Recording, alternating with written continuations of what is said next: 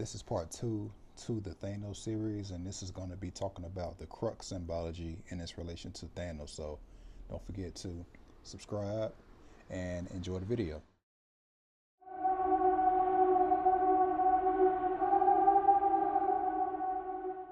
Thanos getting the Soul Stone is symbolic of his ego death and opening his heart chakra.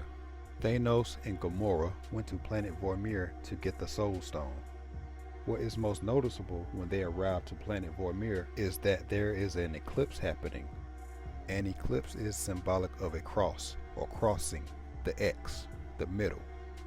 What chakra is located in the middle? The heart chakra. What color is the heart chakra? Green. What color is Gamora? Green. What else is associated with the heart chakra? Love. What celestial body is associated with love? Venus. What color is Venus associated with? Green. What day of the week is associated with Venus? Friday. How do you say Friday in Spanish? Viernes. How do you say green in Spanish? Verde. So Gamora is symbolic of Venus and love, but not only love, but also war. Because she is a warrior, the Mesopotamian goddess that is associated with love, war, and Venus altogether is Inanna or Ishtar.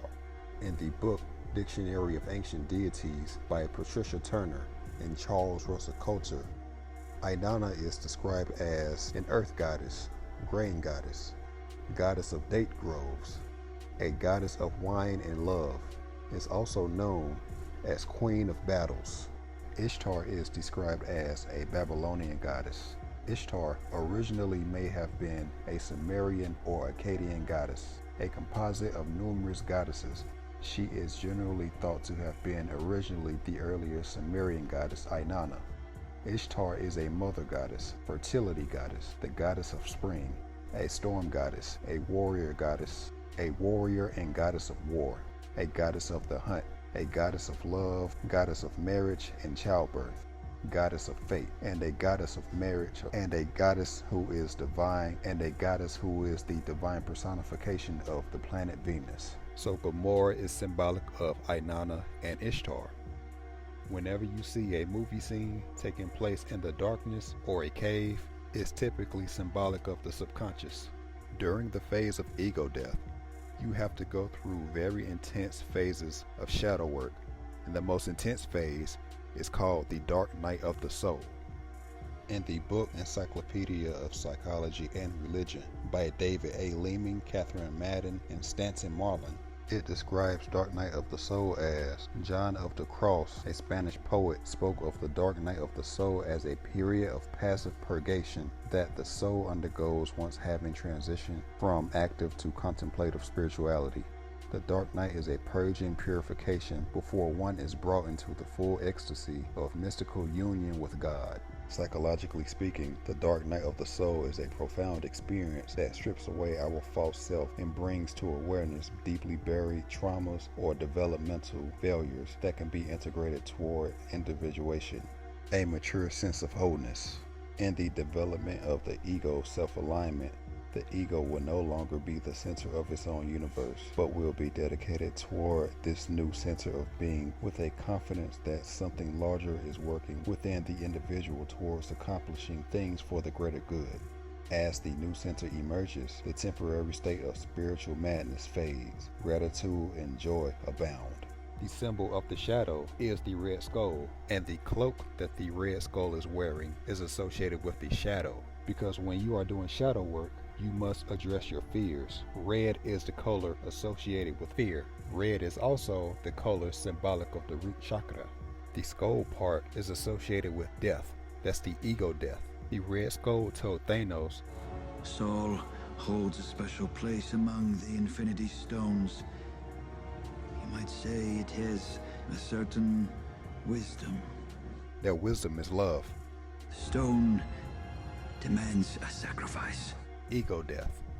In order to take the stone, you must lose that which you love. A soul for a soul. So Thanos must go through the Dark Night of the Soul in order to get the Soul Stone. And what I'm presuming, who he loves the most is Gamora. And Gamora is also symbolic of something called the crucified Venus, because Venus was on the cross being crucified the same way Thanos is doing in order to attain the Soul Stone. There is also a crucifix story of Inanna as she went down to the underworld and lost all her jewels and died, yet she resurrected after 3 days with the help of Enki, and Enki is the god of wisdom. The Red Skull told Thanos that it requires a certain wisdom to attain the Soul Stone. So Thanos was able to attain the Soul Stone after sacrificing Gamora, who is love.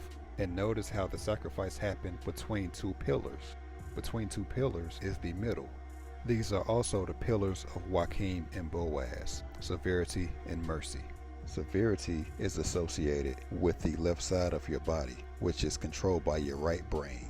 Both of these are associated with the feminine aspect. The feminine aspect is the darkness, which is Boaz.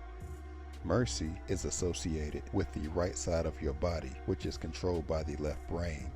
Both of these are associated with the masculine aspect. This is associated with the light, the Joachim. So Boaz is the severity, the feminine, while Joachim is the mercy, the masculine. Severity are the 3 chakras below your heart, and mercy are the 3 chakras above your heart. Thanos told Doctor Strange, "With all 6 stones, I could simply snap my fingers. They would all cease to exist. I call that mercy." So Thanos was able to defeat the Guardians of the Galaxy, Iron Man, Spider-Man, and Doctor Strange. He got the Time Stone from Doctor Strange. And remember, Thanos is symbolic of Saturn or Cronus, Father Time. Then he got the last stone from Vision's forehead, which is symbolic of the pineal gland or the epiphysis gland. Esoterically, the pineal gland gives sight to the blind, allowing one to see beyond their 5 physical senses. So symbolically, Thanos became anointed. And considering that he's purple, he has the crown chakra and he wears gold, which is the color of most crowns. And in the alchemical text, this is the magnum opus, the great works. So both purple and gold represents his royalty. Thanos' last fight was against Thor. Remember, Thanos represents Cronus or Saturn, time. Thor is a Nordic lightning god. He is Zeus or Jupiter. However, Thor is the warrior with the Mars energy, but the archetype of Thor is associated with Zeus and Jupiter. So Thanos versus Thor is a Saturn-Jupiter conjunction. Thor threw Stormbreaker at Thanos, which penetrated Thanos' chest. And what did Thanos tell Thor? "You should have gone for the head."